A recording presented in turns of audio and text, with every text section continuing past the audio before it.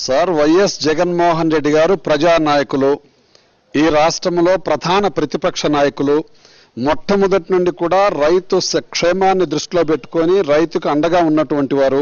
ఈ రోజు నేను ఒక్కటే అడుగుతున్నా, వైఎస్ జగన్మోహన్ రెడ్డి గారు ప్రతిపక్ష నాయకుడి హోదాలో వైఎస్ఆర్ కాంగ్రెస్ పార్టీ అధ్యక్షునిగా ప్రజల దగ్గరకు వచ్చి రైతుల యొక్క అభిప్రాయాలను తెలుసుకునేటటువంటి దాని కోసం వస్తూ ఉంటే, మరి న్యాయబద్ధంగా చేసేటటువంటి ల్యాండ్ పూలింగ్ జరుగుతూ ఉంటే మరి ఎందుకు చంద్రబాబు నాయుడు గారికి ఇంత భయం?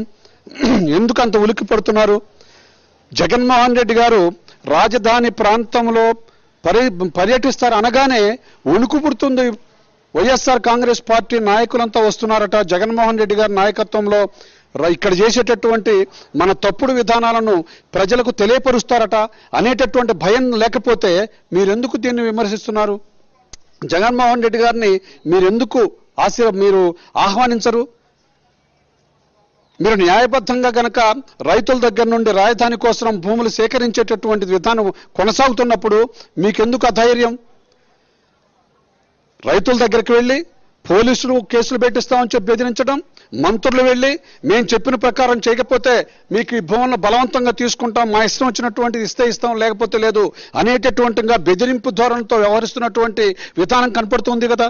అంతేకాకుండా అయిష్టమైనటువంటి పద్ధతిలో రాజధాని నిర్మాణం చేసేటటువంటి దానికి 30,000 ఎకరాలు సేకరించామని మీరు చెప్తున్నారు.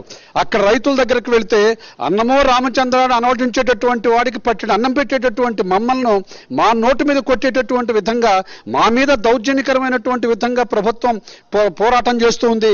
ఇది న్యాయమా? మమ్మల్ని పట్టించుకునేటటువంటి నాదుడు లేడా అని చెప్పి అలవటిస్తున్నటువంటి దశలో మొదటి నుండి కూడా వైఎస్ఆర్ కాంగ్రెస్ పార్టీ నాయకులు జగన్మోహన్ రెడ్డి గారి నాయకత్వంలో రైతు సంరక్షణ కమిటీ అనేటటువంటి దాన్ని ఏర్పాటు చేసి ప్రతి వారం కూడా రైతుల దగ్గరకు వెళ్ళి వారికి అండగా ఉండి ఇష్టపూర్వకంగా ఇచ్చేటటువంటి వారు ఎవరున్నా మేము కూడా వారిని ప్రోత్సహిస్తున్నాం. కానీ ఇచ్చే రైతు మా భూమి ఇవ్వమయ్యా, మాకు ఈ భూమి ఇస్తే మరొక గత్యంతరం, మా జీవితమే దుర్భరం అయిపోతుందని చెప్పి వాళ్ళు అల్లాడుతూ ఉంటే దౌర్జన్యకరంగా మీరు భూములు లాక్కునేటటువంటి ప్రయత్నం చేయడం ఏంటి? ఈ దశలో జగన్మోహన్ రెడ్డి గారు రాజధాని ప్రాంతానికి వచ్చి రైతుల యొక్క అభిప్రాయాలు తెలుసుకొని రైతులు పడేటటువంటి ఆవేదన అనేటటువంటి దాన్ని ఈ రాష్ట్ర ప్రజలు మొత్తానికి కూడా తెలియచెప్పేటటువంటి దానికోసంగా ఆయన వస్తున్నారు. మీకు సాహసం ఉంటే, మీరు నిజమైనటువంటి క్రమబద్ధతతో ఈ భూసేకరణ జరుగుతూ ఉంటే మీరు కూడా జగన్మోహన్ రెడ్డి గారికి ఆయన చేసేటటువంటి పర్యటనలో మీ ప్రభుత్వం కూడా సహకరించండి.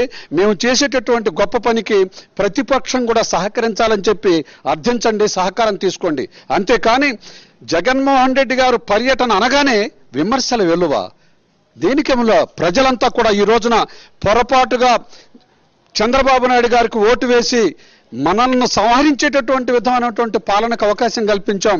ఈ రోజున జగన్మోహన్ రెడ్డి గారు రావాలి, రైతును కాపాడాలి, రైతుకు రక్షణ కల్పించాలి, పంట పండించే ఉత్పత్తి ద్వారా అనేటటువంటి వారిని భవిష్యత్తులో ఆనందదాయకంగా బ్రతుకుతూ 10 మందికి ఉపయోగపడేటటువంటి స్థాయిని పెంపొందించేటటువంటి సంస్కృతి జగన్మోహన్ రెడ్డి గారికి ఉంది. వారి యొక్క అండ మాకు కావాలని చెప్పి రైతులంతా కోరుతూ ఉన్నారు. చంద్రబాబు నాయుడు గారు ఎప్పటికైనా శుష్క వాగ్దానాలు ఇచ్చినటువంటి వాటిని మీరు అమలుపరిచినటువంటి లేకపోగా దౌర్జన్యకరమైనటువంటి పద్ధతులను వదిలివేయండి. మీరు మీ రాజధాని అయినటువంటి దానికి విపరీతమైనటువంటి భూసేకరణ ఎందుకండి? మీకు మీ అనుచరులకు శాశ్వతంగా భాగ్యవంతులుగా పెంపొందించేటటువంటి దానికి రియల్ ఎస్టేట్ వ్యాపారం చేయడానికా, లేక నిజమైనటువంటి ప్రజా పాలనకు కావలసినటువంటి సౌకర్యాలను కల్పించడానికా?